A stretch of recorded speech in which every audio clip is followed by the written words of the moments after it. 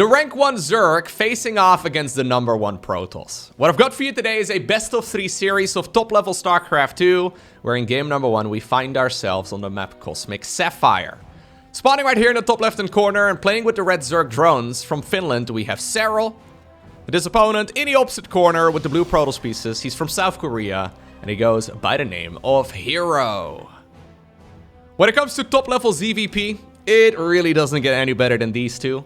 I heard of this particular series, but I haven't seen the games just yet, so we're gonna find out together exactly what ended up going down. That being said, both of these players are very macro-oriented in this matchup, especially in the early game. While they could go for some cheese, I mean, herO could go for proxy gateways and cannon rushes and all that, and Serral could go for a 12 bull and a bailing bust, maybe a Zergling flood or two. It's an option, but they're really 9 times out of... No, that's not even fair. 9 times out of 10 is not even... Probably like 98 out of 100 games. These guys are not going to be pulling something crazy like that off. They mix it in every once in a while, but I think we can expect a relatively standard first 3 to 4 minutes or so of every single game, just because these guys are... Yeah, they're very comfortable playing the early game, and they're very good at making a lot of stuff. So for Zerg, that usually means the triple hatch opener. So Serral here was forced to take the third hatch first, but the third base location that is first, but it doesn't really matter all too much. He's going to be able to connect his bases with creep later on, and one of the advantages actually of taking your third base first is that you can start pushing the creep a little bit further out into the map as well earlier on into the game. It's just a little tricky because, well, say for example there's adepts coming in or an oracle or two. Your queens, since the bases aren't going to be connected with creep as easily, the queens are going to have a hard time wandering around, but Serral should have a lot of practice playing against this sort of thing, so I'm expecting triple hatch openers right here from Serral.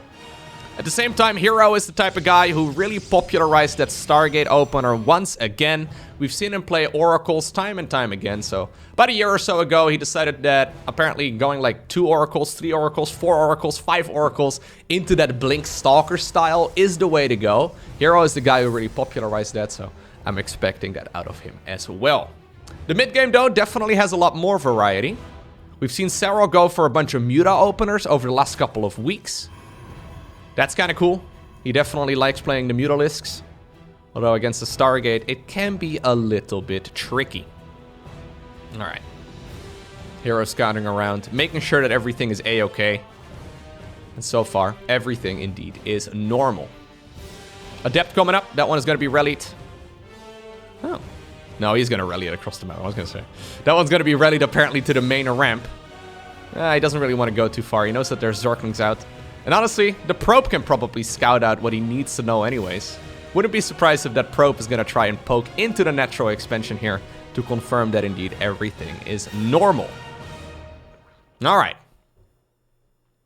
Ooh. herO going for a Void Ray. Interesting. So I've seen a couple Protoss players in Korea experiment with this over the last month or two. I know that Zaun has been quite a big fan of going for a Void Ray and then into oracles, which is kind of interesting. So the Void Ray is more expensive, and oftentimes it achieves a very similar job as the Oracle. Although I guess you can use it to, like... The Void Ray can use, you know, to kill Zerglings, but also to kill Overlords and all that sort of thing. And obviously, if there were to be a Roach push... It would be a good idea. I don't think that this is a misread right here from herO. He hasn't really seen anything that requires him to have a lot of anti-ground available. He decides to go for a lot of Voids here. Okay, interesting. I did bring up just now that Serral is pretty happy with Muta play these days. And obviously Oracles are a little bit shaky when it comes to dealing with Mutalisks, but it's not like Void Rays are going to be that much better. I'm not 100% sure what the idea behind the Void Ray is. Maybe this is herO giving a lot of respect right here to Serral, saying, yo, I know I'm not going to be able to kill like a dozen workers in the early game anyways. So because of that, maybe just settling on... There's a third Void Ray. Maybe killing a couple of Overlords is all I really need? Now we're going to go into the Twilight and the Forge. Very interesting. That's another Overlord in trouble. So he's actually not showing the additional Void Rays. I can't imagine he's just making them like this for fun. Yeah, so he's hiding the rest of the Voids, which I think is kind of clever. Maybe it's designed to kill the 4th hatchery? So usually Zergs will go for a 4th hatchery, yeah, relatively soon here. There's a chance that this little hit squad that he's making right now is just designed to kill the 4th hatch. Okay, yeah, there is a drone moving on over. Serral does not know of the Void Rays until right now. Okay, he sees them. Excellent movement here, so now he knows what he's going up against. There's no creep yet in this area. So maybe that's the idea, but Zerglings are going to go for a little bit of a nibble at that Nexus just to slow down those Voids. Adepts in the meantime, though, over here, being annoying. I think that's actually the plan. Yeah, so this is a hit squad to snipe the Zerg's 4th hatch. So the Adepts are creating a distraction in the main base. Oh, you know what? I think the 4th hatch is going to die. Actually, no cancel. 4th hatchery is going to die, and at the same time, 6 drones. That is honestly a fantastic beginning right here for Protoss. Neat little approach. Now, Oracles have a little bit more utility in the mid-game, but it's not like Void Rays are bad, right? They're still going to be pretty good, especially since a lot of Zergs are still opting to play that Roach Ravager style. If this is going to be a... Ooh. If this is going to be a Robo... Or sorry, if this is going to be like a Hydraling Bane style, maybe the Voids aren't going to be as useful. Although Serral is going for the Spire. He's going to go for the Glial Reconstitution research too. That's the Roach Speed research. So this is indeed going to be... Roach Ravager Muta, with some Lings and probably Banelings eventually for support as well. Cool. herO's still creating a little bit of spice in his game. 4th hatchery 2.0. Oh, coming up north. That is really sloppy. Losing a prism with 4 stalkers in it. That's about as sloppy as not canceling your hatchery. No, that's actually worse. It's 300 minerals plus the cost of the drone down the drain, but that is 4 stalkers and a prism, plus production time in the robo facility. This is not something that we discuss all too often, but you usually have only 1 robo facility, right? And if you have to now rebuild a prism here, it's gonna come at the cost of not a disruptor. Just kind of annoying. Okay. So let's see. Spire is completely unscouted. So everything was going really well for herO until he just flew into a bunch of queens. He probably did not expect them to be over there. Now this Spire is not spotted though, which makes all of this a little trickier. I'm assuming there's going to be a big influx of Mutas here. Excuse me. In just a moment. Let me take a sip of water.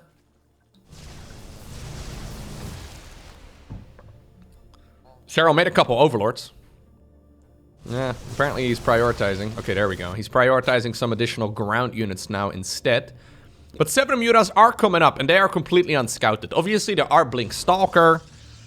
There's Void Rays out as well, so that's all nice and dandy. Maybe this is the idea as well, right? Just using a little hit squad over here of Void Rays and an Observer to go after the Creep Tumors? Honestly, not bad. He's killed a healthy chunk of Creep Tumors up to this point, but Creep can be helpful in the mid-game. My main question at this point, though, is how well is he going to be able to deal with the Mutas? Because I've seen this happen many times before. Okay, 1 Void Ray goes down. There's a Disruptor. I've seen this happen many times before where the Mutas are unscouted and they absolutely murder a mineral line. I think that's what we're just about to see.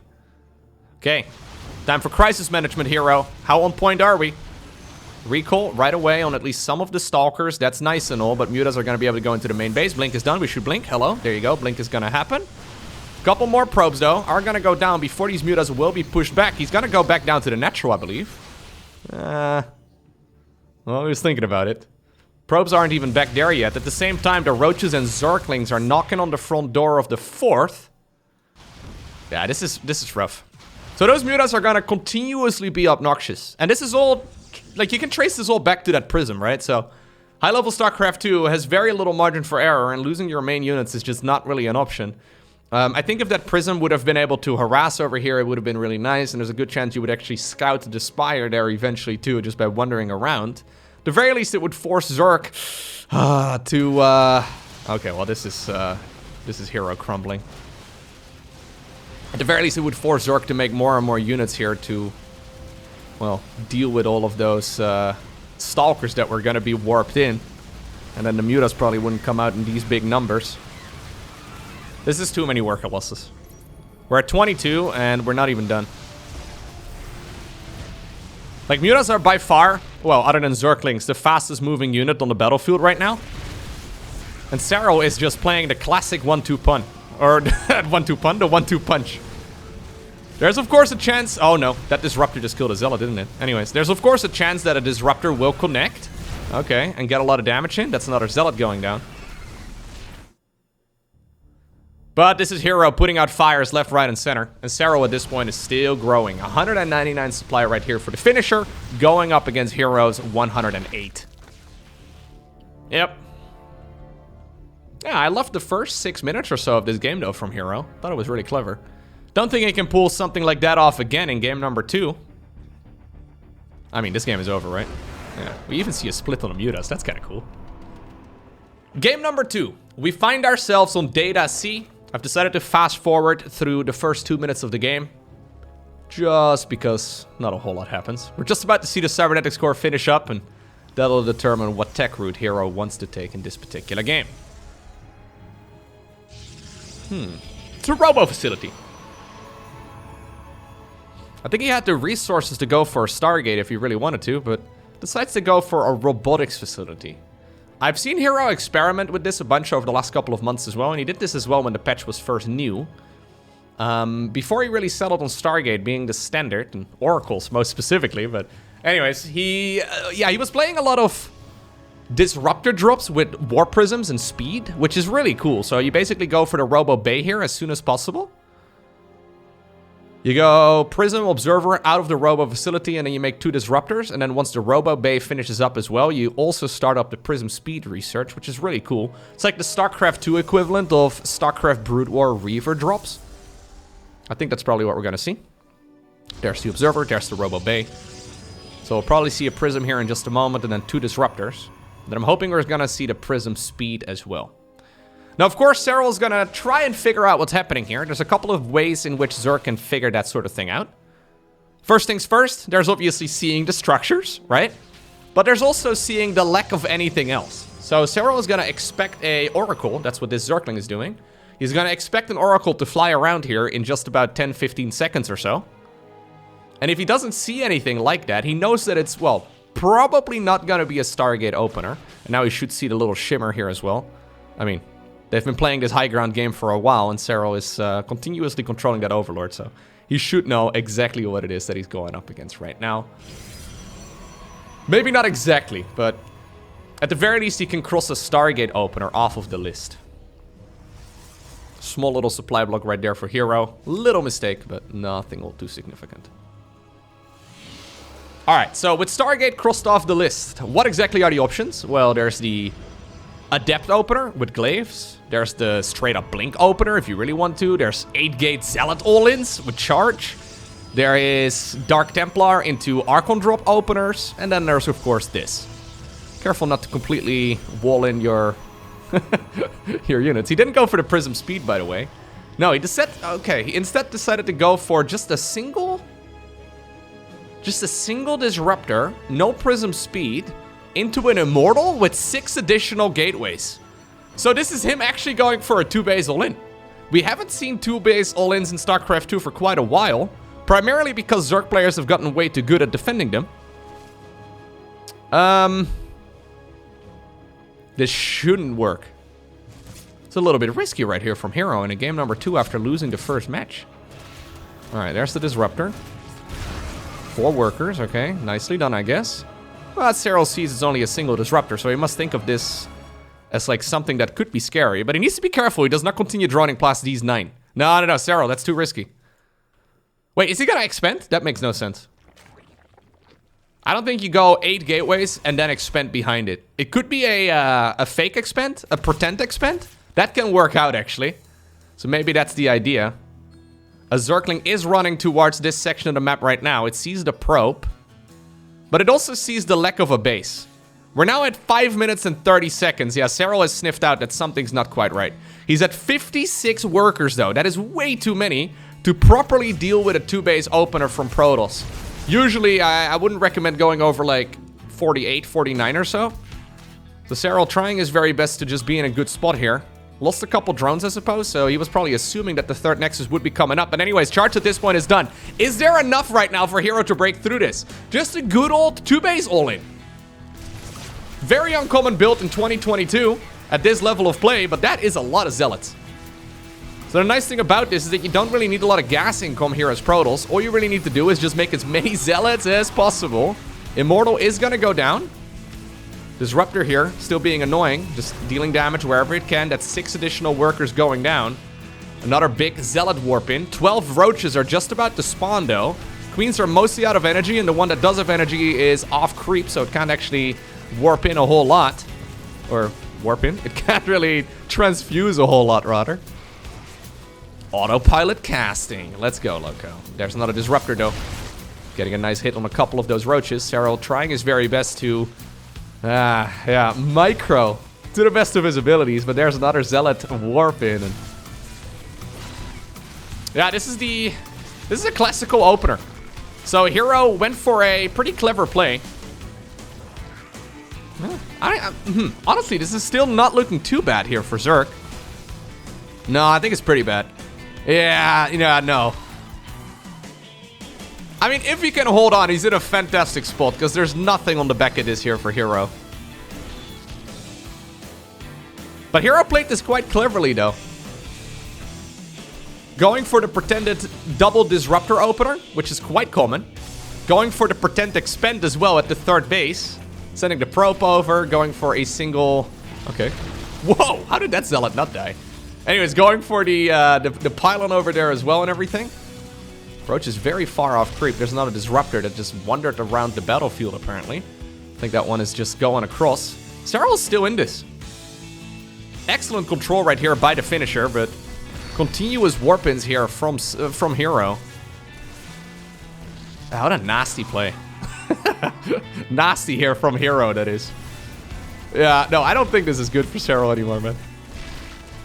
So imagine if he would have made like 5 less drones and like 7 more roaches by the time that, like, you know, that push came in. Okay, maybe those numbers don't quite line up, but you get what I'm trying to say. Imagine if he would have just had a little bit more when the push first arrived. This would have not been an issue at all. Now we're getting to the point as well where even if this transitions, there's enough economy here for the Protoss player to actually play a macro game out of it. Because a lot of drones are falling and he's not done just yet. Careful with those purification novas. Another big Zealot warp in. GG is cold. Not a particularly elegant build order right there from hero. But hey, it worked out, and obviously a win is a win. Gotta go for another Robo Facility play right here on Tropical Sacrifice. This is the final map in this Best-of-3 series. Yeah, sometimes all that scouting, right, kind of works against you. So one of the things I advise a lot of Zerg players that I coach is to start making a round of units at like the 5-minute mark against Protoss when you haven't seen a 3rd Nexus. So Serral right there was scouting around. He's like, yeah, there's a pylon at the 3rd base. There's a probe at the 3rd base. I think I'm safe to drone. And obviously he just lost a round of workers as well to that disruptor drop. If that disruptor drop did not kill, what was it, like 6 workers there with the first detonation, Serral probably would have made like 6 workers less with the next follow-up wave of workers and probably like 5 more roaches at that point. And, you know, everything would have been a hell of a lot closer there because that was already very close. The main question is really how many workers do you want to get away with before you start making army? And Serral cutting it a little bit too close. Alright, Robo Bay once again from hero. There's no way he's gonna play the exact same build. I don't believe it. Hero's really good at rubbing salt in the wound. Couldn't help but notice as well that in game number 1, he went for the, like I fast forwarded through game 2 and 3, so you didn't see, but in game number 1, he decided to send the probe super early, right, to block the Zerg's natural, and in game 2 and 3, he hasn't done that. But it's basically him saying like, hey, yo, if you want to go for an early spawning pool, I'm gonna scout you, and then he doesn't scout him in the next couple of games. Anyways, hero playing a clever little series here. Being very obnoxious. Hello. There's the disruptor. And there's the prism speed. Okay, so now he's going for the variant that I expected him to play in the last game. This is a style we've seen him go for quite a bit. So this is the gravitic drive. It's the warp prism speed improvement, which just makes them fly around faster. And now to follow up as well into a Twilight Council, but probably got to be double disruptor before this prism really starts moving, I assume. No? No? Interesting. Maybe he's busy looking around the map. Yeah, going for a third Nexus here instead. This time around, there's no pretend expand, I don't think, Serral, but still a little bit concerned. Now the second Disruptor starts up. That's super late. I actually think that's a bit of a misplay. Serral gets into the main base with an Overlord as well, so he now sees exactly what he's going up against. And at this point, he can't really be all too surprised. Okay, so how many workers will Serral lose this time around to the Disruptor shenanigans? Look how fast that Prism is. It's like an F1 car now. Super quick in the corners and everything. Ridiculous acceleration speeds. Good drone pool right there. Just a single one going down for now. That is certainly not worth it yet. Okay. Serral now happily holding down the drone button. Opting to go for the +1 missile upgrade. Lair is just about to finish up. He did go for a Roach Warren once again. So no Hydraling Bane shenanigans or quick Bailing Nest or anything like that. I think this is mostly... well, maybe going to be the same as game number 1. Originally, Muta play was mostly done against Protoss players that did not open up with a Stargate. So I honestly wouldn't mind seeing a Spire in this game.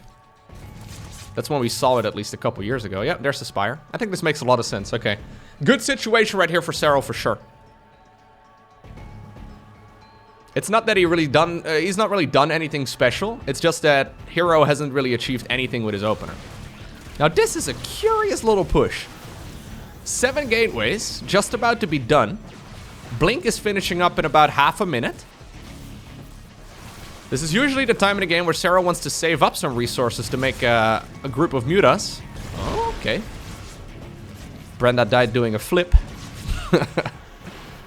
Yeah, this is right before Zerg is really ready for this sort of attack. Okay. Little Zergling counterattack. Being very annoying. herO forced to cancel each one of those pylons.